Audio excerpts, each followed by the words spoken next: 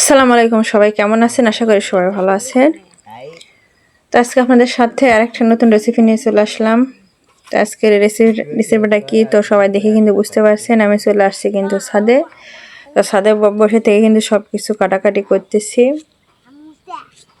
তো কি কাটাকাটি করতেছি দেখেন, এখানে যে বেগুন, সিম, ফুলকপি, গাজর, টমেটো, এই যে পেঁয়াজ করে নিয়েছি, তারপরে বেগুন নিয়েছি, এই যে নতুন আলু নিয়েছি। তো এগুলো সব কিছু কিন্তু আমি কেটে নিচ্ছি। তো কী কারণে কেটে নিচ্ছি সবাই কিন্তু বুঝতে পারতেছেন।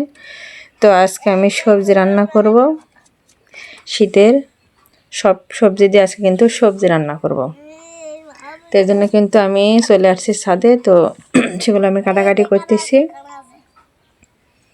সব কিছু দিয়ে কেটে নিচ্ছি। তো সেটা আপনাদের সাথে একটু শেয়ার করতেছি, কারণ শীতের দিন কিন্তু রোদে বসে থেকে মানে রান্না করলেও যেমন ভালো লাগে এবং কাটাকাটি করতেও কিন্তু ভালো লাগে। এই জন্য রোদে বসে থেকে আমি সব কিছু কেটে নিচ্ছি এবং আপনাদের সাথে কিন্তু আমি শেয়ার করব আজকের এই রান্নাটা।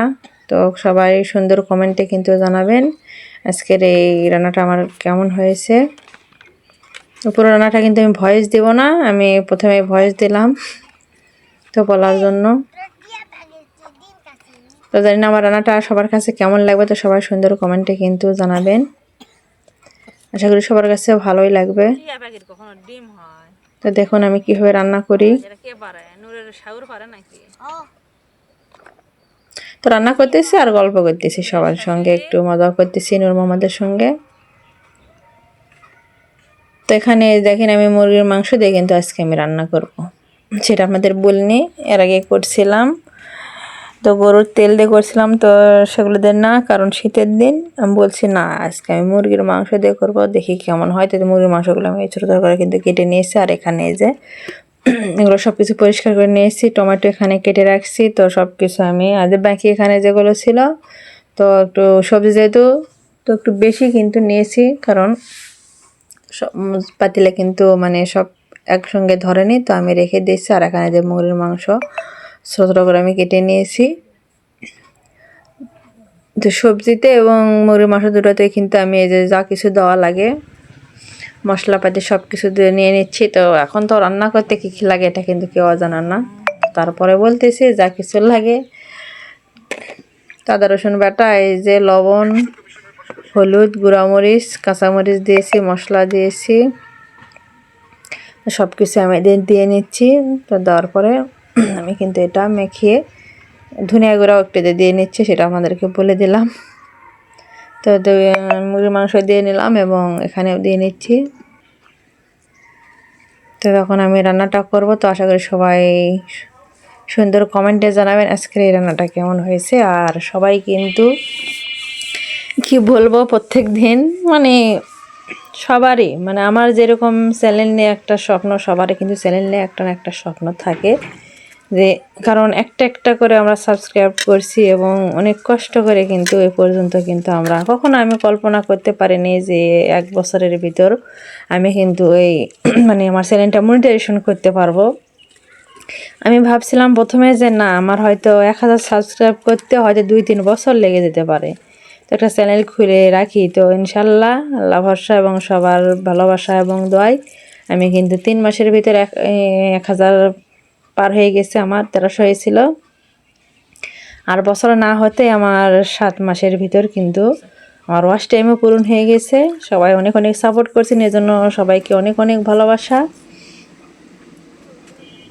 তো সেই জন্য সবাইকে বলছি যে সবাই কিন্তু আশা করি সবাই কেউ কার সাথে হিংসা করবেন না, সবাই কিন্তু সবাই নিজের মনে করে মানে অন্যের ভিডিও দেখতেছেন মনে করবে যে না আমার নিজের ভিডিও দেখতেছি আমি, কারণ আমার ভিডিও কিন্তু আমি নিজে দেখতে পারবো না, আরেকজনকে দেখতে হবে এবং তোমাদের ভিডিও আমাকে দেখতে হবে। এই জন্য নিজের মনে করে দেখবা, সবাই সবারকে আপনজন ভেবেই দেখবা, তাহলে দেখবা ইনশাল্লাহ সবাই কিন্তু একদিন আমরা সবার পাবো। বারবার আমি বলতেছি কেউ কারোর সাথে হিংসা করবে না, হিংসা করলে কেউ কখনো কিন্তু এগোতে পারে না। এটা আমি আগেও বলছি এখনও বলছি, কারণ হিংসা মানুষকে কিন্তু নিচে নামিয়ে দেয়, কখনো ওপরে ওঠায় না।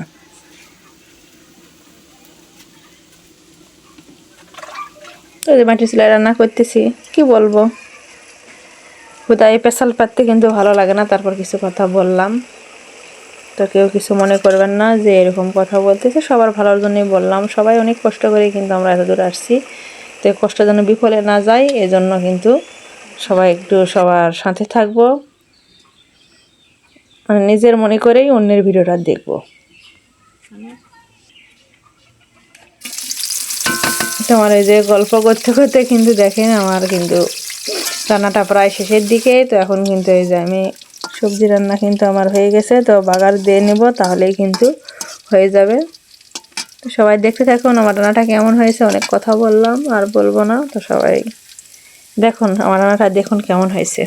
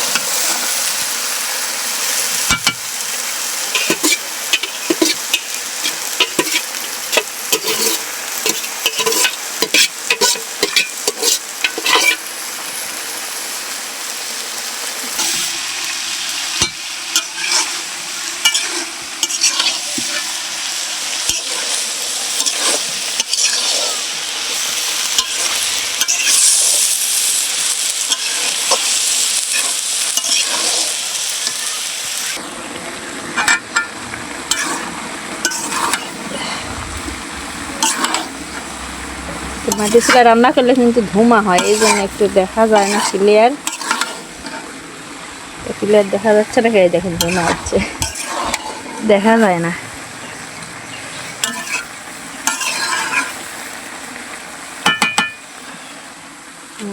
মাটির চুলায় রান্না।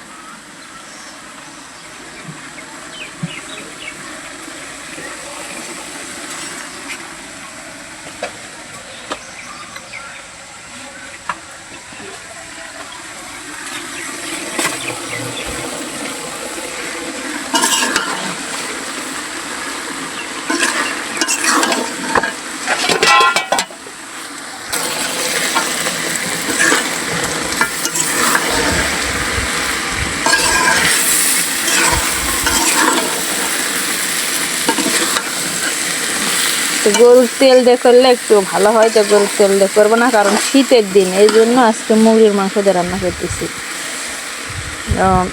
গরুর তেল দিয়ে রান্না করলে জমে যায় একটু পর পর, গরম করতে হয়, ভালো লাগে না, এই জন্য। এরপরে রান্না করবো অবশ্য, সেটা আপনাদের সাথে শেয়ার করব। সামনে অনুষ্ঠান আসতেছে, তখন রান্না হবে অবশ্যই সবজি। তো হওয়া শেষের দিকে প্রায়। তো পুরোটা আমার সাথে থাকার জন্য অসংখ্য ধন্যবাদ সবাইকে। সবাই সুন্দর কমেন্ট করবেন আজকের সবজি রেসিপি কেমন হয়েছে। এই যে হয়ে গেছে, হয়ে গেছে। ছাদে আজকে রান্না করলাম, মাটির চুলায়, মাটি রোদে বসে থেকে সব কিছু। শীতের দিন রোদে বসে থাকলে একটু ঠান্ডা কম লাগে, ওই জন্য আজকে রোদে রান্না করতেছে। হয়ে গেছে আমার, কিন্তু ধোঁয়া উঠতেছে। তোমার এই যে সবজি রান্না হয়ে গেছে, এখন আমি এই যে এগুলো নামিয়ে ফেলবো। এই যে আমি নামিয়ে নিয়েছি, কারণ এক হাতে এত বড় ফ্রাই কিন্তু নামানো যাবে না, এই জন্য। এখন এই যে আমি তুলে নিব বাটিতে।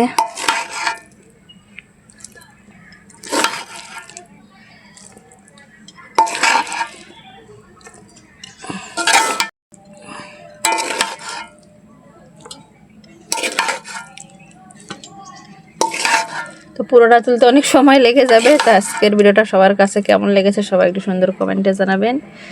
অল্প একটু কাজ হয়, তাই বাড়িতে আমি নিয়েছি। তো সবাই ভালো থাকেন, আসসালামু আলাইকুম, আল্লাহ হাফিজ।